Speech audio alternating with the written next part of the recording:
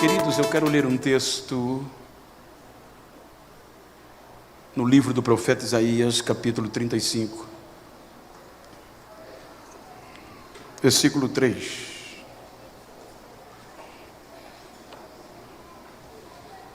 São dois requisitos necessários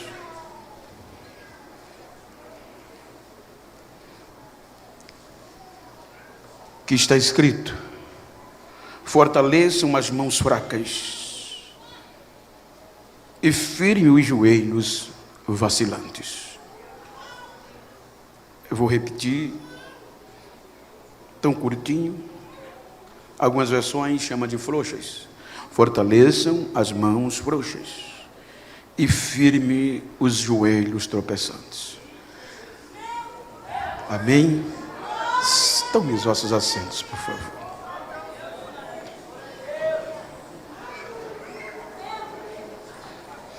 Queridos, nós estamos diante de um texto, de uma história e de um personagem tido como um dos mais importantes e influentes do Velho Testamento. Quando nós analisamos a biografia de Isaías, percebemos que Isaías não era qualquer um. Percebemos que Isaías, ele tinha um conhecimento político, pois compunha a administração real. Isaías tinha um conhecimento sócio, comportamental. Isaías tinha um conhecimento espiritual.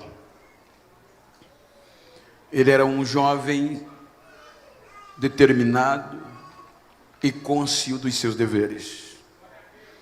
A sua mensagem abrange o contexto histórico, o contexto tipológico e, obviamente, um contexto literário. Isaías profetiza sobre um protesto. Isaías profetiza um juízo.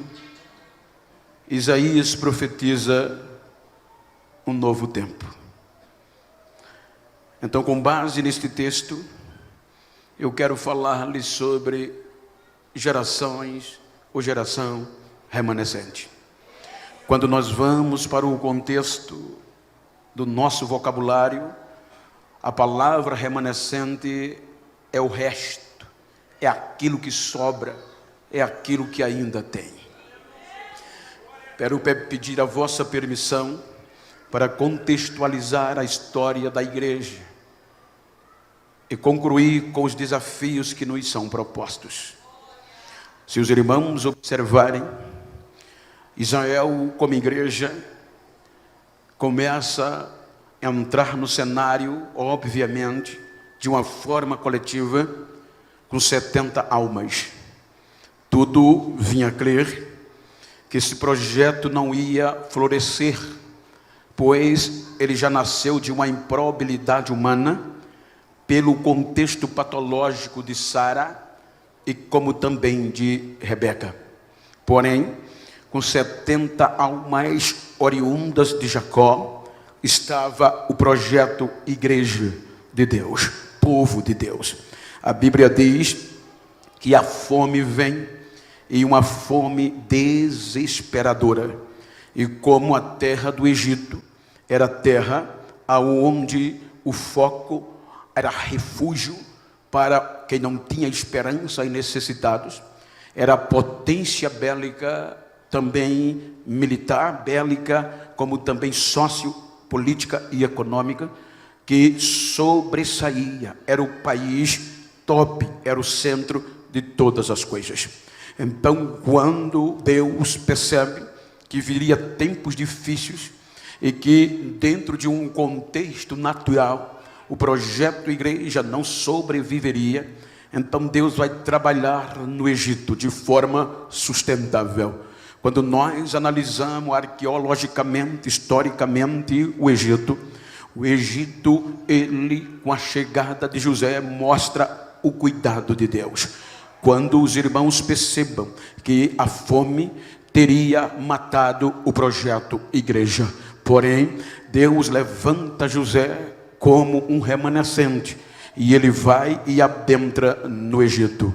Só para os irmãos terem uma pálida ideia, o Egito é quase que inacreditável na ótica humana o que o Egito suportou naquela época. O território do Egito, 96% de todo o seu território é deserto.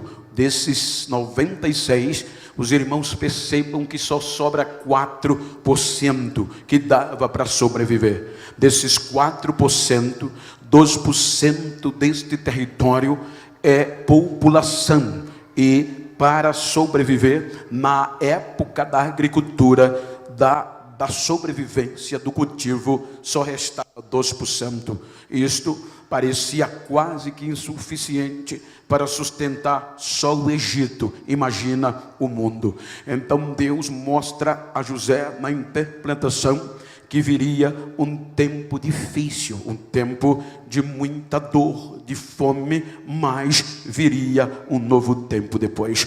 Então, para proteger o projeto, Deus manda José na frente, como ele mesmo diz aos seus irmãos.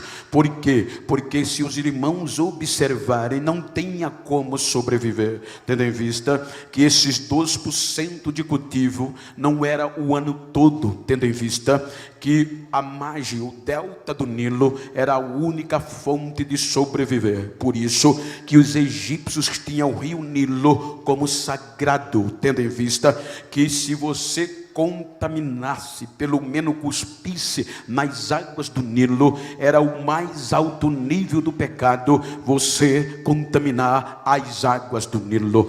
Os irmãos vejam que o Nilo era tão sagrado, que segundo arqueólogos dizem, historiadores, que os próprios homens, quando iam se banhar nas águas do Nilo, tinham que usar preservativo para não contaminar as águas. Ou seja, então vejam que as enxurradas, as chuvas vinham no mês de julho. E o interessante é que dentro da população do Egito eram só 5 classes que sobressaíam: Faraó, os príncipes, os sacerdotes, os militares e comerciantes. Essas 5 classes representavam 20% de toda a população. Então sobrava 80% da população egípcia que dependia da produtividade agrícola para também sustentar os 20%. Então veja o que acontece. Eles cultivavam na margem, no delta do Nilo. As chuvas vinham em julho e o Nilo transbordava pelas enxurradas. Porém, só demoravam 3 meses. As águas iam embora e a terra secava. Então eles só cultivavam 3 meses no ano, ficando 9 meses à mercê. Como poderia um país com este investimento agrícola tão limitado sustentar o mundo? Porém, quando o Faraó reconhece José como um homem de quem o Espírito de Deus usava, então veja o que Deus faz. A Bíblia diz, hoje para a gente é fácil o que eu vou dizer, mas na época não era criatividade.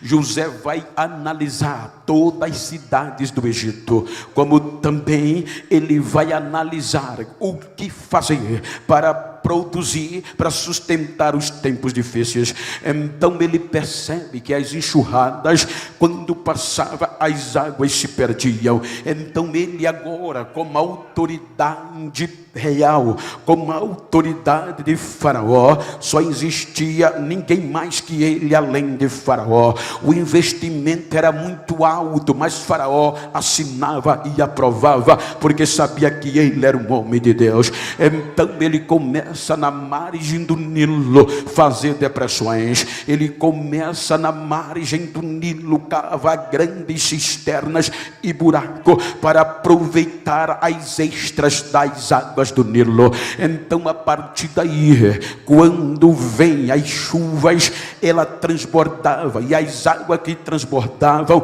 não ficava mais aleatório, descia toda para a depressão feita por ele. Quando os 3 meses iam embora, eles nesses 3 meses aproveitavam a água da enxurrada, mas quando ela secava, agora eles não mais só cultivavam 3 meses, mais um ano todo, porque aproveitava a extra que estava na depressão. Então isso eleva José a um patamar tremendo de poder no Egito. Então veja que a partir daqui as 70 almas vêm posterior para o Egito, Deus já sustentando o projeto por meio de José. Então vem Jacó com as suas 70 almas, e vão habitar na terra de Gozem. Com o passar do tempo, José morre, Jacó morre, José morre, e seus irmãos. Agora nasce no Egito uma nova geração que era impregnada pela deidade falsa de Faraó, tendo em vista que o rei e todos os egípcios acreditavam numa manifestação real de um Deus que não conhecia. Para os egípcios, a maior manifestação de um Deus, era por meio do sol, Ra, no contexto da língua. Por isso que para eles, Ramsés, era a maior manifestação de um Deus na vida ou no mundo humano. Por isso que o nome Ramsés, sol. Então, quando eles assim também acreditavam que Deus se manifestava por meio do gato, por meio do bezerro, por meio do boi, não é à toa que esta impregnação de idolatria pegou e atingiu a nova geração de hebreus, uma nova geração que não mais vivia como José e seus irmãos, mas nasceram no Egito, falava a língua do Egito, comia a comida do Egito e habitava cotidianamente no Egito. Então, queira ou que não, direta ou indiretamente, esta cultura impregnou a igreja de Deus no Egito, a ponto que ela vai crescendo, por habitar em uma das melhores terras do Egito, a cidade de José. Então, eu estive o mês passado no Egito, e eu conversando com um arqueólogo, eu aprendi que se até hoje o tempo passou, porém até hoje o melhor frango, o melhor ovo, a melhor carne, a melhor comida ainda provém deste lugar, desta região. Então o povo vai se acostumando a ponto de não conhecer mais a Deus, a ponto de não ter intimidade com Deus. A nova geração de hebreus não tem conhecimento de quem é o Deus que eles servem, o Deus de seus pais. Por isso eles acreditavam na manifestação do bezerro como manifestação de Deus. Não é aleatório que quando Arão joga o ouro, eles criam um bezerro, porque isto era comum para eles, era manifestação de Deus. Por isso que eles diziam, foram eles que nos tiraram da terra do Egito. Porém, não conhecia o Deus verdadeiro dos céus. Aí Deus vai a Moisés, levanta Moisés, quando parecia que eles não iam sobreviver. Então, no meio do caos, se torna um escravo. Agora, Faraó vai fazer de tudo, um Faraó que não conhecera José e nem a história quis levar conta. Então, este novo Faraó olhou e viu que o projeto igreja, o projeto hebreu, estava crescendo assustadoramente. E ele pensou, eles vão dominar, vão crescer demais, então vamos eliminar este projeto. A partir de hoje, todos os jovens, todo menino que nascer será jogado em sacrifício nas águas do Nilo. Parecia que o projeto ia acabar logo ali, porque a pressão vinha da maior autoridade da época, Faraó. É aqui que quando ele pensa em eliminar o projeto, ainda sobra alguma coisa. No meio da morte aparece o remanescente Moisés, jogado nas águas do Nilo e achado pela própria filha de Faraó. Não foi aleatório, é que Deus sempre preserva uma geração remanescente para o projeto. Então, em síntese, veja que Moisés é levantado. Moisés é tão tremendo, Moisés se prepara, mas não resolve, a ponto que quando Deus vai o chamar, ele já não é mais o doutor que era. Ele diz: quem sou eu? O Deus disse: agora você vai livrar o meu povo da terra do Egito. Quando Moisés chega no Egito, é tão notório que o povo não conhecia Deus, que ele diz: como é que eu vou dizer quem me enviou? Aí Deus se identifica: digam que o eu sou me enviou a vós. Então é assim que Moisés apresenta a Deus à geração dos hebreus.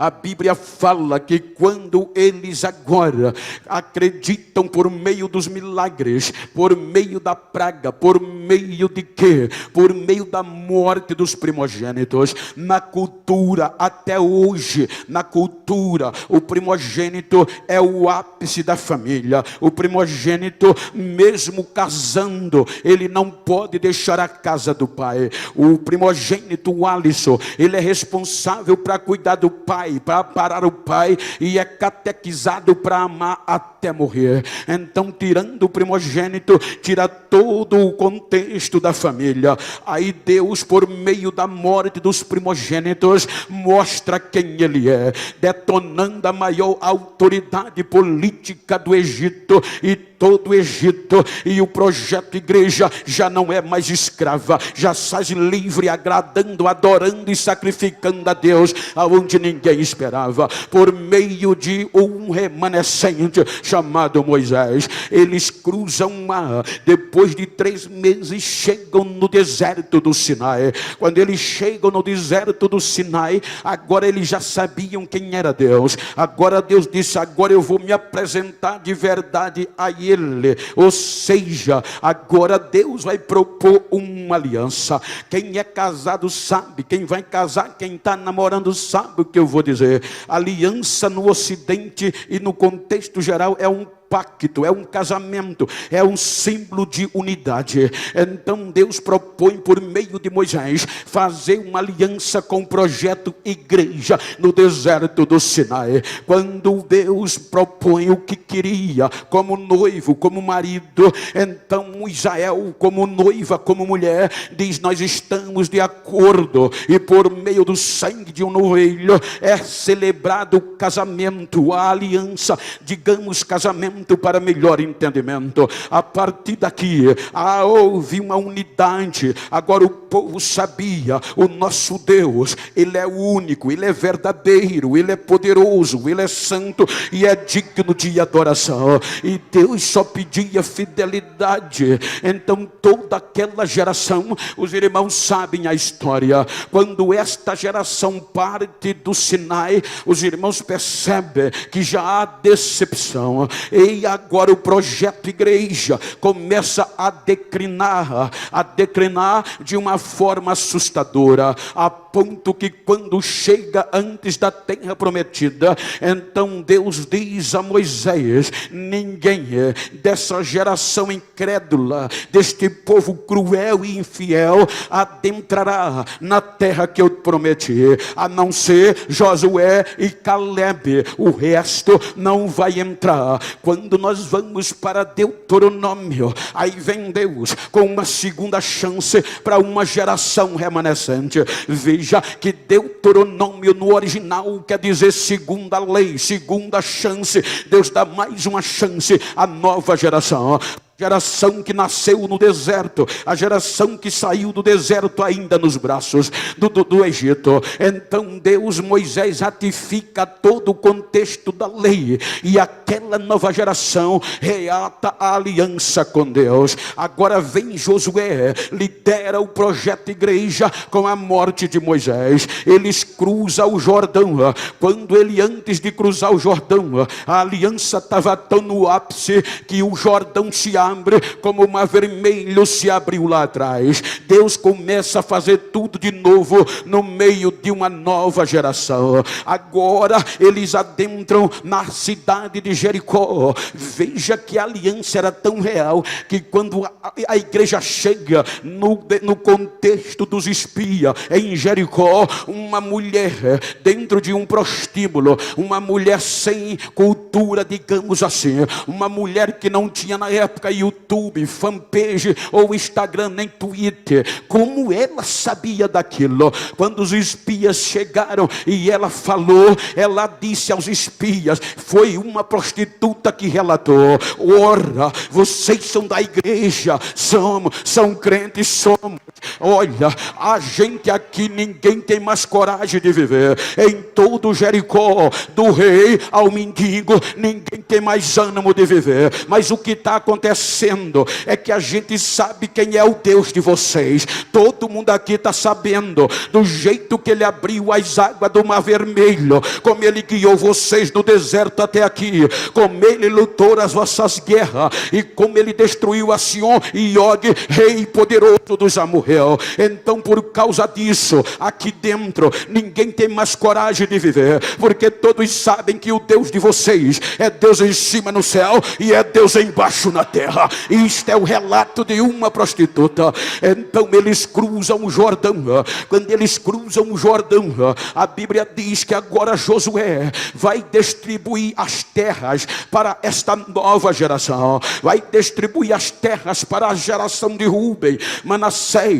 Vai distribuir as 12 tribos, cada uma na fidelidade de Deus, segundo Moisés havia dito. Agora aquela nova geração da nova aliança, com a presença de Deus, no lugar certo, na terra certa, na hora certa, para desfrutar o melhor de Deus. Mas diz a Bíblia no livro dos Juízes que Josué morreu também os anciões. Quando eles morreram, e toda aquela geração que viveu os bons momentos, então diz o versículo 10 do capítulo 2 dos Juízes, que veio uma nova geração que não conhecia Deus e nem os seus milagres. Uma geração conhecia, não levar em conta. Por quê? Porque os judeus, por ordem de Deus, passava para o filho quem era Deus e o que ele era feito. Veja que quando eles cruzaram o Jordão,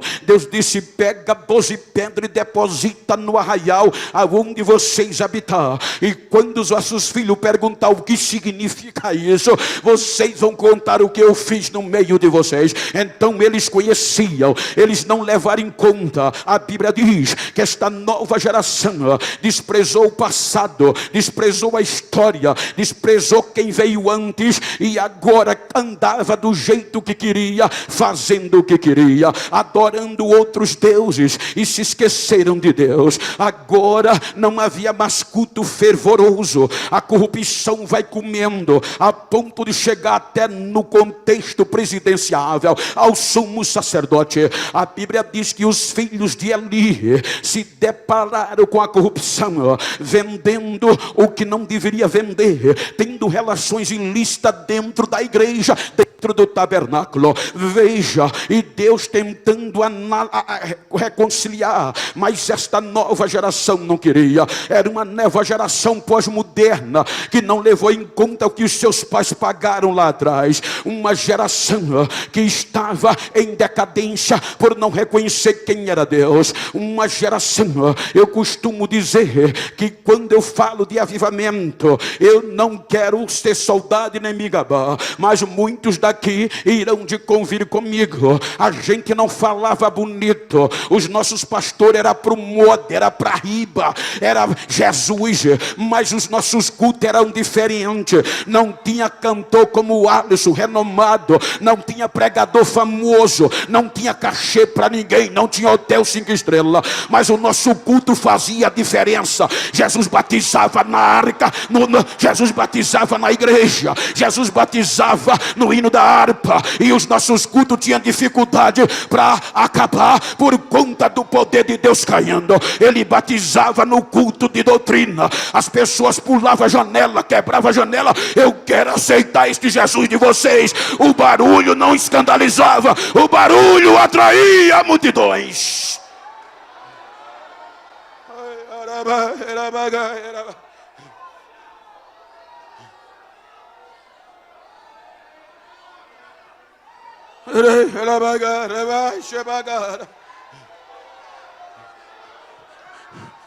Essa geração que entrou declinou a ponto que chegou ao ápice do absurdo. Esta nova geração termina perdendo a glória de Deus. Esta nova geração que entra em Juízes termina com o dito popular e acabou. Lá se foi a glória de Deus. A glória de Deus foi para os filisteus.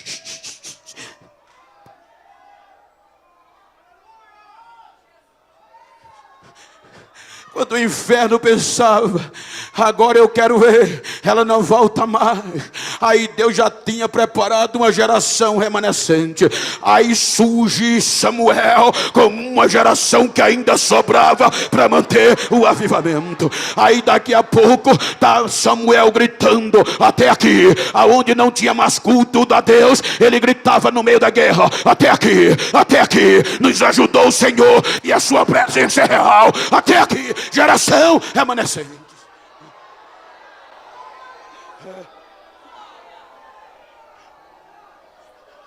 Aí entra Davi. E quem unge Davi?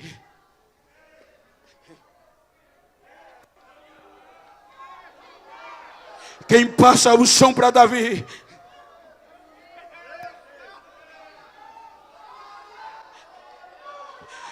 Quando o inferno pensava que os filisteus iam prevalecer e a igreja ia sucumbir, aí Davi vem com uma geração remanescente tamanho que, segundo a história, não houve adorador como ele. Qual é o primeiro passo? Trazer a glória de novo. Sem a presença, sem a glória de Deus não tem futuro. Vamos impactar a nossa geração, e para isso só a glória, só a presença de Deus no meio de nós.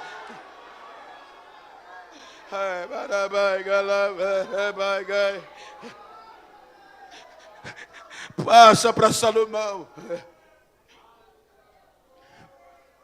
A presença de Deus, como uma geração remanescente na vida de Salomão, foi tamanha que quando a gente lê a história da rainha de Sabá, a gente entende o que Deus fez. Só para os irmãos terem uma pálida ideia, a rainha de Sabá não era simplesmente uma rainha, era a mais sábia de todo aquele tempo. Diz o contexto histórico que todos os reis do Oriente procuravam ela para decifrar enigma, porque não havia ninguém sábia como ela.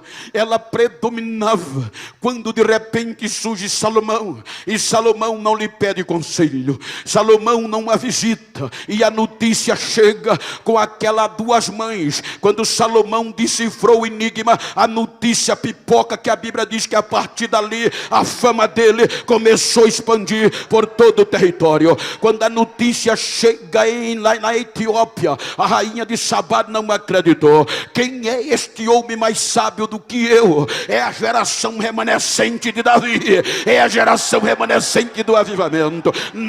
Não existe ninguém. Então ela faz o quê? Eu vou lá saber se é verdade. Ela prepara presente e ouro só para ver a sabedoria e ouvir a sabedoria de Salomão. Salomão, se era verdade, uma viagem longa, quando ela chega em Jerusalém, ela já se arrebenta. A Bíblia diz, só ela em ver as vestes dos domésticos, dos empregados, das secretárias, ela já ficou tremenda. Aqui é diferente. Quando ela começou a ver o alimento que o empregado mais raso comia, ela disse, aqui é diferente, eu quero uma audiência com ele, para saber se é verdade. Aí a Bíblia diz que na audiência, ela empurrou enigma para Salomão, fazendo pergunta, e está escrito, que de todas as perguntas que ela fez, não ficou nenhuma sem resposta. Aí ela diz, agora eu sei, não me contaram nem a metade, o teu Deus é maior, você é maior, você é maior.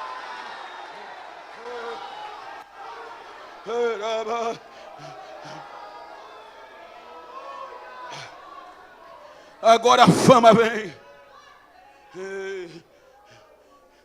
e a fama vai se expandindo, e quando a fama vem, as mulheres vão chovendo, porque o segredo não é a beleza, é a unção.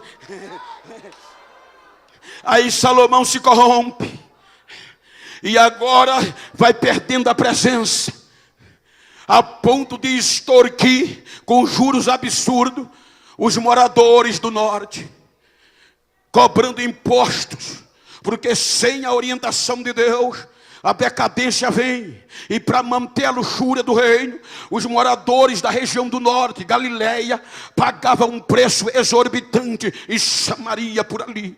Então houve discórdia, e Deus começou a se retirar, mas a ponto que ele se corrompeu. Agora olha como a gente esquece da história, e Deus lembra da história. Aí Deus diz, vou dividir, vou rasgar o reino da mão dele. Quando Deus determina, ele lembra lá atrás, não, por conta do seu pai Davi, eu não vou rasgar. Deus olhou para o passado e conservou a história. A gente muitas vezes esquece do que aconteceu lá atrás, porque hoje a nova geração mete o pau. Eu fui pregado em uma igreja, não vou citar nome, questão médica e nem estado, que quando antes de eu pregar, o pastor novo que chegou, ele bateu pesado no que saiu, porque já era velho. Esses velhos não servem mais para nada. Essa igreja parecia um lixo, mas eu cheguei falando de púlpito, botei 3A, botei mais 3, fiz a reforma, botei o gesso, eu fiz isso, a igreja está bonita,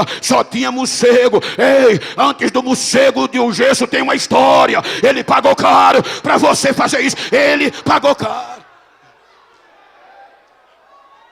Se você ler, olha como é a história. Se você ler 2 Reis, capítulo 9, salvo engano, versículo 34, a Bíblia vai falar da mulher mais perversa do Antigo Testamento, Jezabel. Mas quando ela morreu, que empurraram, ela caiu, a notícia chegou a Jeú, e Jeú esperava a morte dela. Aí ele mesmo com raiva dela, sabendo que ela não prestava, mas sabendo que ela morreu, aí ele chama os seus servos e diz, vão lá e socorram aquela maldita e enterrem, dê um enterro decente. Por quê? Porque ela é filha de rei. Tem história lá atrás, tem história lá atrás, tem história lá atrás. Nós seres humanos é que costumamos destruir a história do outro. Às vezes o irmão passou 60, 30, 15 anos chorando do nosso lado, ralando, adorando, carregando caixa, jejuando, mas só precisa uma notícia contra ele sair, já exclui, larga ele de lado. Tem uma história, filho, tem uma história, tem uma história. Por causa de seu pai Davi, eu não rasgarei.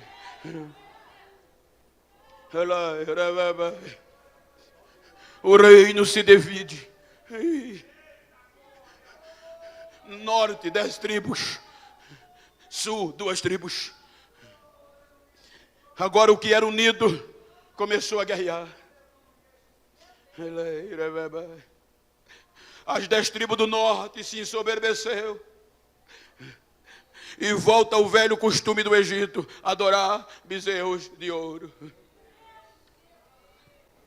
Jeroboão levanta 2 altares para invocar a presença dos deuses, que era costume egípcio no passado, para o povo adorar.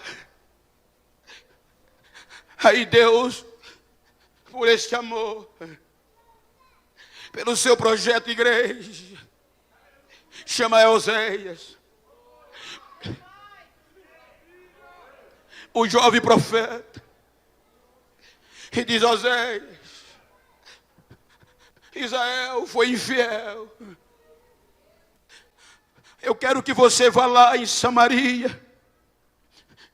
E quando chegar lá, não vá para a igreja, vá para o prostíbulo. Vou parafrasear. E no prostíbulo, se apaixone por uma prostituta que não tem nome, que não tem valor, que não tem moral e nem tem família. A pior do prostíbulo. E se apaixone por ela. Tire ela do prostíbulo. Dê casa a ela. A ame como nunca amou ninguém. Dê família, dê nome, dê identidade a ela. E ele o fez. Ele se apaixona por Gomer.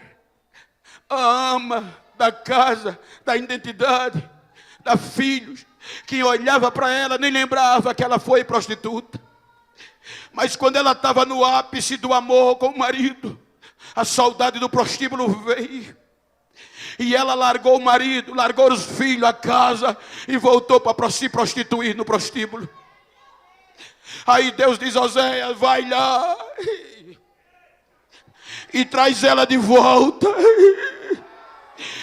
Talvez o teu amor não foi suficiente, a ama mais do que eu amava.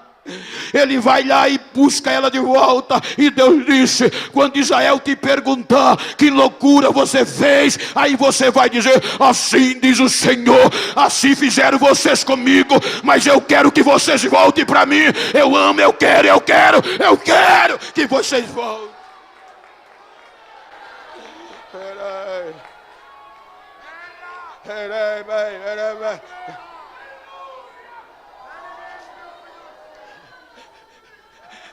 Mas Israel não voltou. As 10 tribos não voltaram.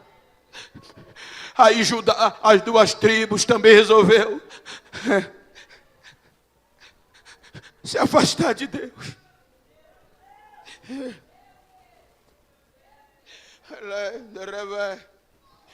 As 10 tribos são levadas para a Síria no cativeiro.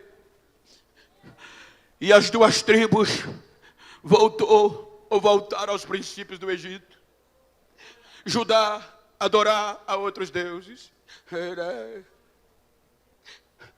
Chegou um ponto tão terrível que era irremediável humanamente falando.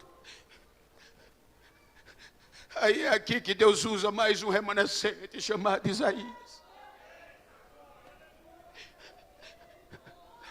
E Isaías vem protestar com um lamento. O boi conhece o seu dono, o jumento conhece a manjedoura que come, mas o meu povo não me conhece. Isaías prega uma mensagem de lamento e seguida de uma mensagem de amor. Volte a mim, dizia Deus, e eu receberei vocês. Não importa o que vocês fizeram. Vocês se degradaram tanto que o pecado de vocês dizem vocês. E está vermelho como o carmesim. O carmesim era uma tonalidade de tinta que se ela atingisse um tecido, o tecido tinha que ser jogado no lixo porque não havia mais antídoto. Ninguém dava mais jeito e tinha que ser descartado.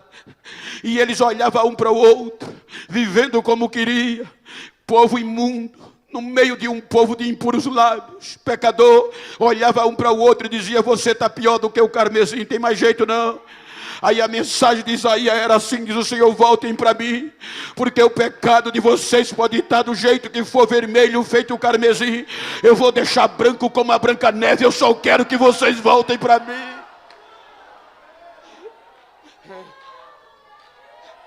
O antídoto é o arrependimento.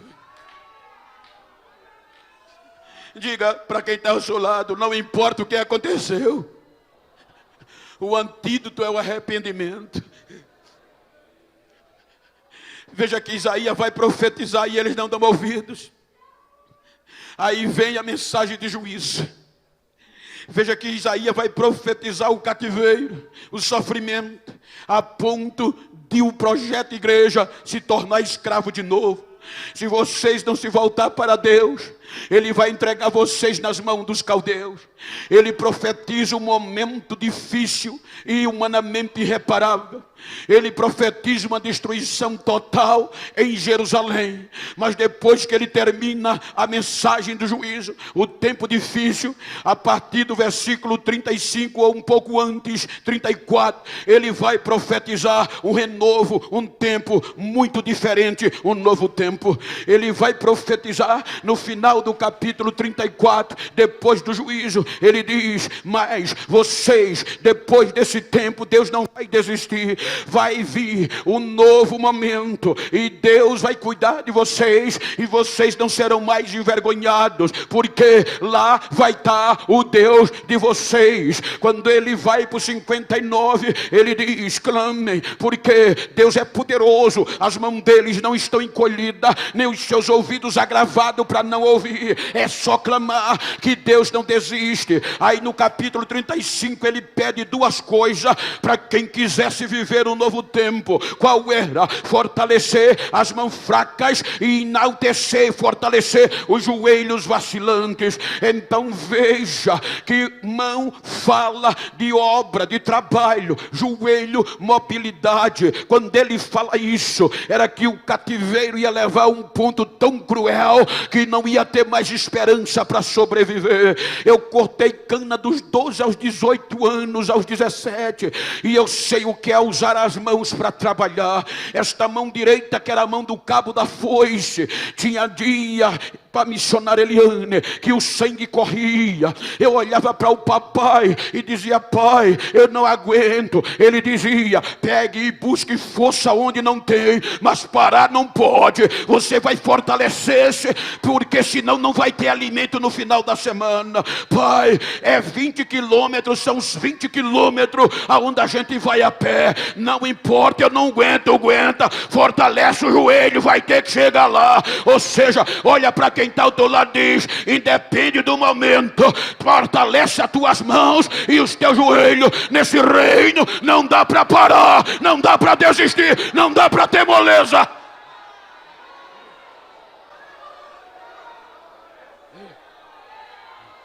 Ah, pastor, eu estou cansado.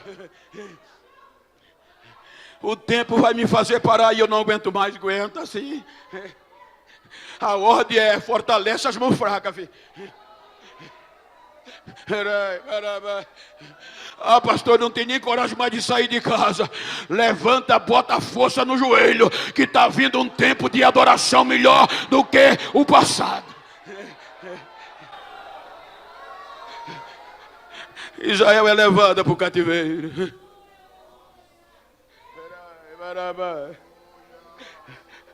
Acabou tudo. A igreja acabou. Olha aqui no texto,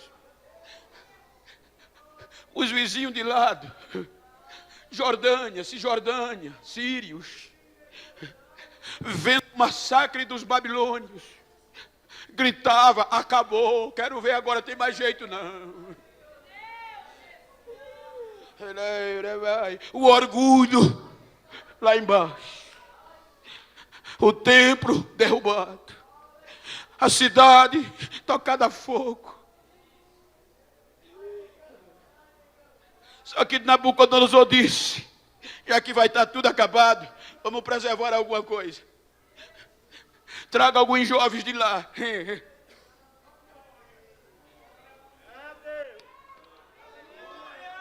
Mas não pode ser jovem pobre, não. Tem que ser de sangue azul, nobreza, inteligente, para aprender a nossa cultura. Aí no meio dele vai Daniel. Sadraque, Mesaque e Abidênego. Primeira coisa na Babilônia, muda o nome do original para o nome babilônico. Agora imagina a contundência, gente. Quando eu falo isso, bate na minha cara. Eram jovens, inexperientes. Eles eram tão inteligentes, em suma. Capítulo 2, Daniel já havia dito quem era com a interpretação do sonho. Capítulo 3, os 4 já faziam parte do grupo de elite da Babilônia. Nabucodonosor resolve erguer uma estátua de ouro em uma planície para exaltar o seu nome e inserir o seu Deus. E deu ordem que iria inaugurar, ia convidar a banda, a orquestra. E veja que os convidados para a inauguração não foi qualquer um. Você vai ver lá governadores, prefeitos, primeiro-ministros, juízes, magistrados, só top. E no meio dos top estavam os 3. Sadraque, Mesaque e Abidênego.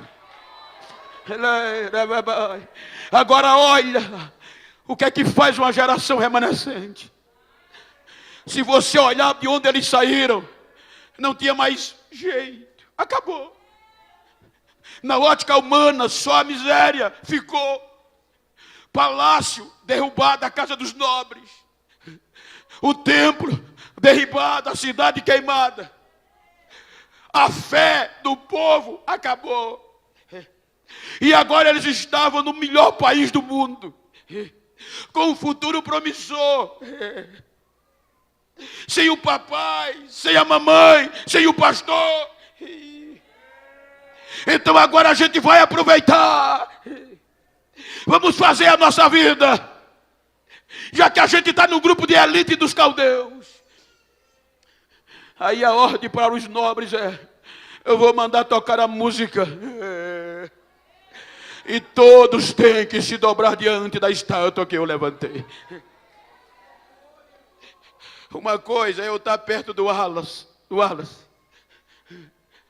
e ser contaminado por ele. Outra coisa é eu estar perto de um magistrado do Supremo Tribunal.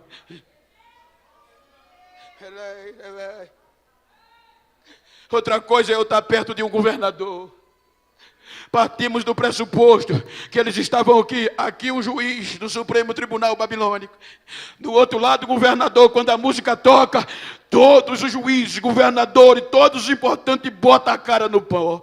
E eles em pé.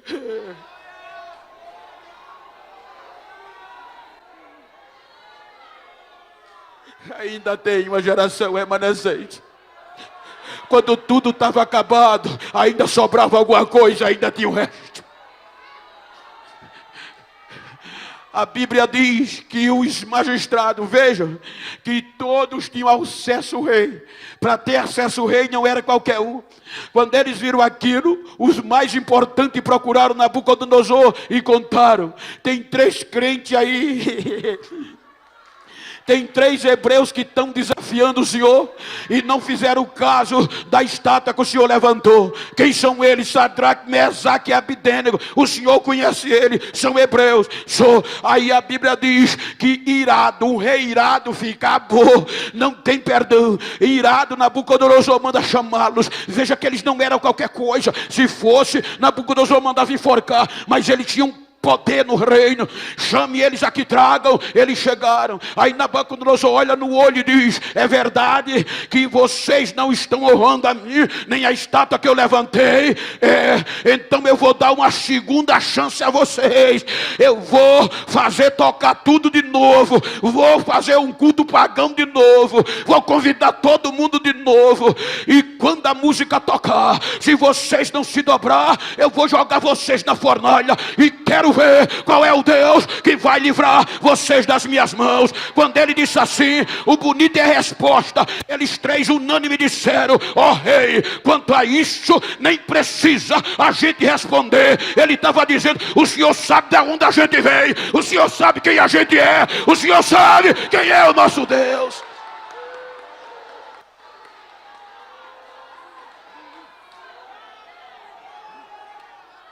Olha para quem está ao teu lado e diz: ainda tem uma geração remanescente lá no palácio. No meio da miséria, Deus levanta um jovem remanescente, Jeremias. Quando tudo estava acabado, ele pregava de dia e à tarde: ainda há esperança, ainda há esperança. Deus coloca uma geração remanescente no meio do povão. Ezequiel, tanto lá como cá havia uma geração remanescente. 70 anos depois, quando quem olhava para Jerusalém dizia, os próprios judeus diziam: Deus se esqueceu de nós, não há mais esperança. Os próprios crentes na Babilônia, o dia a dia era esse. Mas Isaías tinha profetizado: o nosso Deus é poderoso, a mão dele não está encolhida para não livrar vocês. Os seus ouvidos não estão agravados para não poder ouvir. 70 anos depois,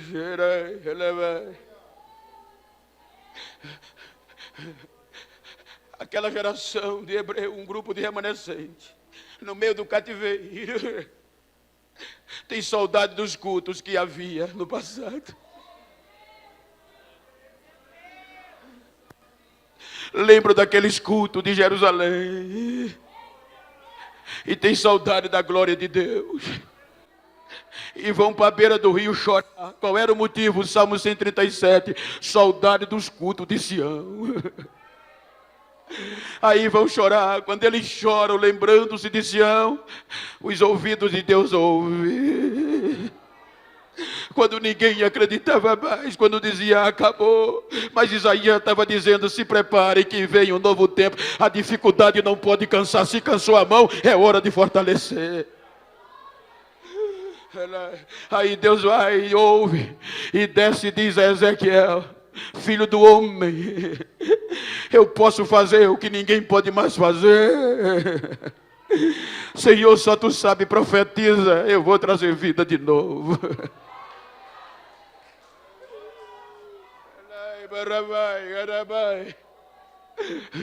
Quando ninguém acreditava mais, estava voltando para adorar uma geração remanescente de 50 mil crentes.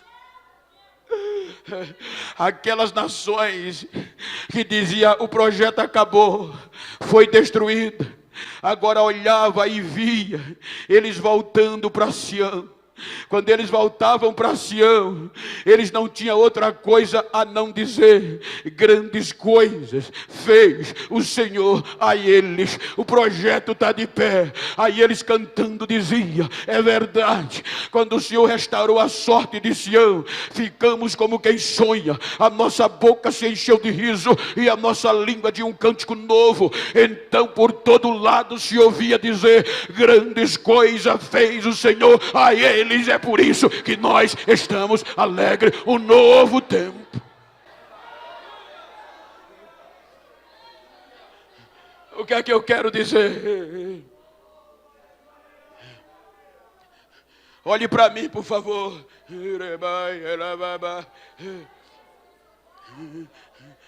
A minha geração, se você analisar, Israel desvalorizou tanto isso, que Paulo aos Romanos 11:25, ele disse: Deus endureceu Israel para os gentios entrarem. E enquanto não cumprir a plenitude dos gentios, Israel vai estar endurecido. Ele estava querendo dizer: enquanto a trombeta não tocar, a vez é de vocês, gentios.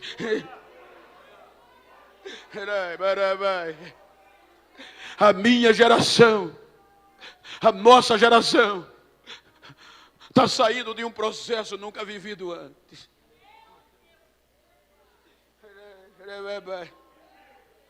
Eu ouvi de muitas pessoas inteligentes, de alta cúpula, dizendo: eu quero ver agora.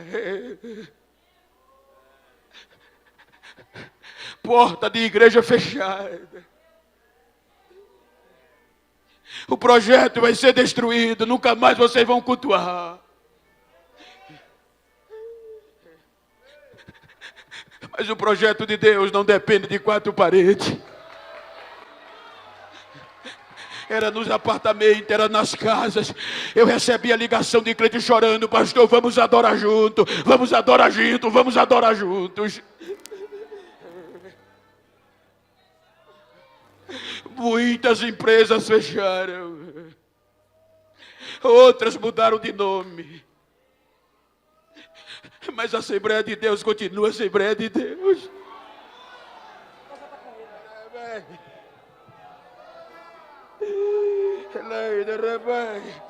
Muitos amigos e queridos morreram, mas Deus nos preservou como remanescentes, para sermos melhores do que éramos antes.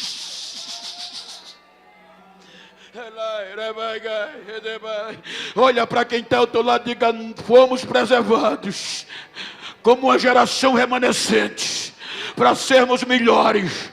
O inferno pensava que ia parar.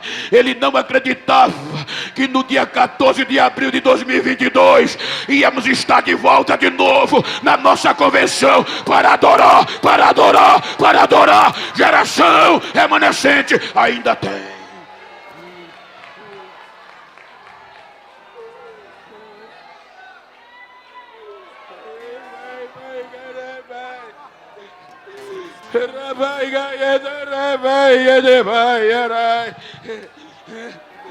Temos que ser melhor do que a gente era. Tem muitos lugares na pandemia. Eu digo porque eu continuei viajando. Eu só parei os 4 meses e passei quase todo o período da pandemia viajando para pregar. Tinha dia que o aeroporto só tinha 2 ou 3. Mas já tem muitos lugares que você não ouve mais línguas estranhas. Tem muitas igrejas que parece fúnebre o culto. E tem alguns pastores que pedem: prega devagar, evita falar línguas estranhas. O povo está sensível e pode se escandalizar. O povo está depressivo. Conversa. Ainda tem uma geração. Eu estou em Betim e eu quero acreditar que em Betim ainda fala línguas estranhas. Em Betim ainda tem uma geração remanescente. Ainda tem uma geração remanescente. Deixa eu ouvir o barulho de glória a Deus. Deixa eu ouvir o barulho de aleluia. Deixa eu ouvir o barulho de línguas estranhas da geração remanescente. Ainda tem uma geração que não se dobra.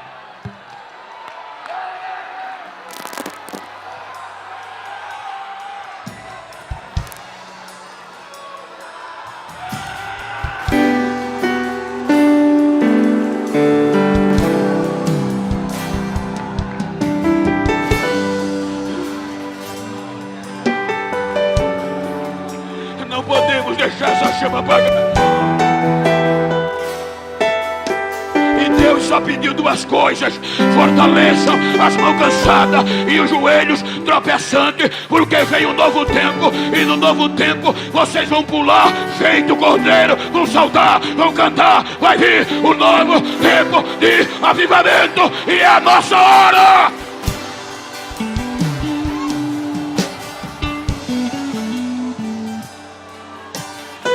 De pé, por favor.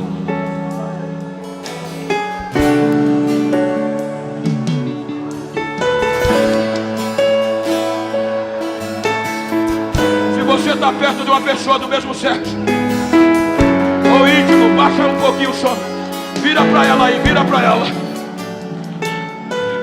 Eu quero que você interaja comigo. Me ajuda aqui, Alisson. Se você está perto dessa pessoa, eu gosto disso para interagir. Vira para ela assim como eu estou com o Alisson. Olha no olho dele. É pós-pandemia. E diga falando para ele, para ela. Diga, estou nem aí. Como você vai começar a convenção. Quero saber como vai sair dela. Diga, vou sair pegando fogo. Vou sair voando faísca. Diga para ele, diga para ela. Se a partir dessa convenção tu encontrar algum besta por aí que pensava que eu ia me dobrar, que eu estava frio, dá um recado a ele. Eu sou remanescente de uma geração de avivamento. Abraça ele, recebe, abraça ele, abraça ela, adora!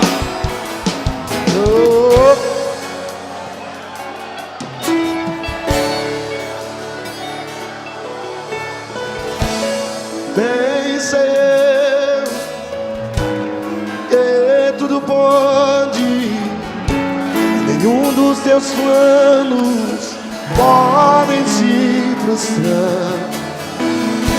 A vontade é tua, a minha vida em tuas mãos está, e nenhum dos teus planos podem se frustrar.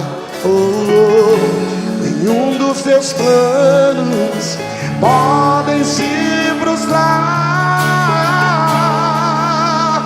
Não se frustrarão, não se frustrarão os planos de Deus. Ninguém impedirá. Pode o vento soprar, a terra pode se abalar, mas os planos de Deus ninguém impedirá. Ninguém pode te ajudar, ninguém pode te levantar, mas se Deus tem um plano contigo, vem grupo de louvor, ninguém impedirá. Quando passares pelas águas, eu estarei contigo. Levante as mãos, igreja. Quando passares pelo fogo, ele não te queimará. Por que, grupo de louvor? Pois eu estou contigo, filho. Eu estou contigo, filho. Eu estou contigo, filho. Eu estou contigo, filho. Eu estou contigo, filho. Eu estou contigo, filho. Eu estou contigo, filho. Levante as mãos ao céu. E se teu barco parecer, e se teu barco parecer que vai naufragar, está balançando pra lá e pra cá, está causando medo em seu coração, está causando dúvidas, cadê Jesus? Mas olha só quem vem aí, andando sobre as águas, parece que é Jesus. Andando sobre as águas, está dando uma ordem para o vento. Sou eu dono do tempo, sou eu dono daqui, sou eu dono do mar. Sou eu, sou eu, sou eu, sou eu, sou eu, sou eu. Ninguém pode te ajudar, ninguém pode te levantar, mas se Deus tem um plano contigo, ninguém impedirá. Existe alguém essa noite afastado da igreja? Fica aqui. Existe alguém essa noite que através dessa mensagem quer retornar para Jesus agora? Não adianta correr. Você é um remanescente. Não adianta fugir. A obra que Deus tem na tua vida, ela é real. E independente do que você está passando, está de pé. Cadê a primeira pessoa para Jesus aqui agora? Pelo poder que há na palavra, pelo poder que há no sangue de Jesus, ainda tem jeito para você. Não acabou. Deus tem uma segunda oportunidade. Venha. Eu estou contigo, filho.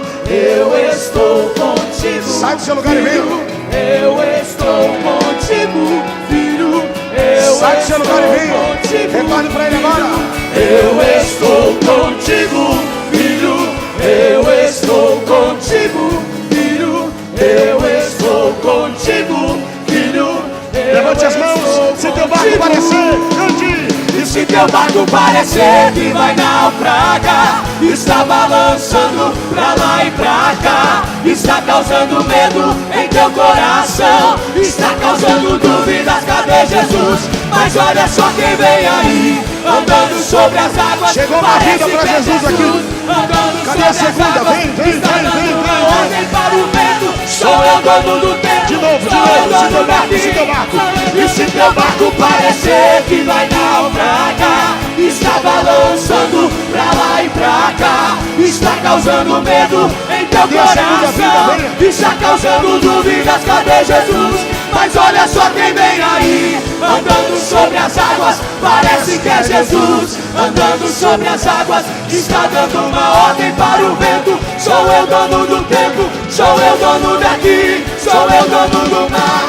Sou eu, sou eu, sou eu, sou eu, sou eu, sou eu. Cadê a segunda vida para Jesus? Cadê? Ainda dá tempo. Enquanto a vida há esperança, tem uma vida aqui na frente. Não adianta você estar na igreja e não ser igreja. Só um pouquinho, segura aí. Não adianta você estar na igreja e não ser igreja. Porque o que vai subir não é a igreja, o que vai subir é a igreja. Não adianta você estar aqui ouvindo uma palavra, ouvindo louvor, se arrepiando, chorando, sentindo algo diferente e não se arrepender dos seus caminhos. Você precisa se converter hoje. Está vindo ali mais vidas para Jesus. Eu estou contigo, filho. Bem baixinho. Eu estou contigo, filho. Tem mais vidas, sai do seu lugar e vem. Vem, rapaz, está chorando. Está chorando, está se arrepiando, vem. Não se frustrarão, não se frustrarão os planos de Deus na tua vida. Ninguém impedirá. Pode o vento soprar. Tem mais, vem. A terra pode se abalar. O que Deus tem na tua vida, ninguém vai impedir, só você. Ninguém impedirá. Não se frustrarão, vai. Não se frustrarão. Tá vindo mais uma? Olha lá, chorando, ó. Que é isso, Alisson? É o poder da palavra. É o poder da palavra. Tem mais. Quando passares pelas águas. Quando passares pelas águas. Peraí, bem baixinho. Estarei contigo, filho. Tem mais, olha aí, chorando. Ele não se queimará. Tem mais, vem logo. Pois eu estou contigo, filho. Eu estou contigo. Tem mais, a galeria. Sai do seu lugar e vem, ainda dá tempo. Ainda dá tempo. Não perca essa oportunidade. Tá vindo mais ali? Não perca essa oportunidade, vem. Nós já vamos encerrar.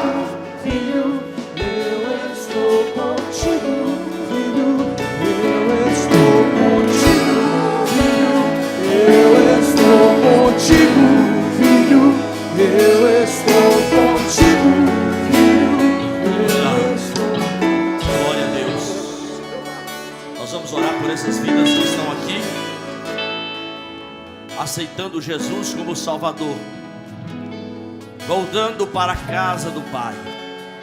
A igreja estende as mãos aqui para a frente agora, e estaremos agora orando por essas vidas. Pai, em nome de Jesus, estamos agora pedindo uma bênção por essas vidas que renderam aos teus pés. Senhor, perdoe os seus pecados, escreva o nome deles no livro da vida, Senhor. Pai, repreenda toda obra contrária, toda obra de Satanás seja desfeita agora, na autoridade do Espírito Santo do Senhor. Pai, dê ânimo, dê força, dê coragem. Segure na mão deles, Senhor. Não deixe mais eles distanciar. Cubra eles com o teu sangue nesta noite. Lhe pedimos uma unção poderosa sobre a vida deles nessa noite, querido Jesus. Pai, enche eles a tua glória, enche eles o teu poder, Senhor. Que eles possam sentir o que nós estamos sentindo aqui nesta noite. A glória, a Shekinah de Deus sobre a nossa vida.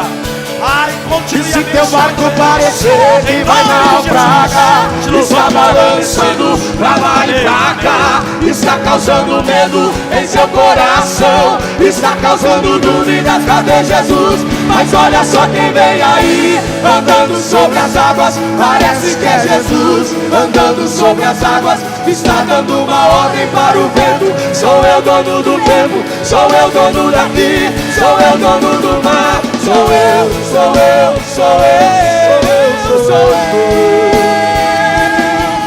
sou eu, sou eu, sou eu, sou eu.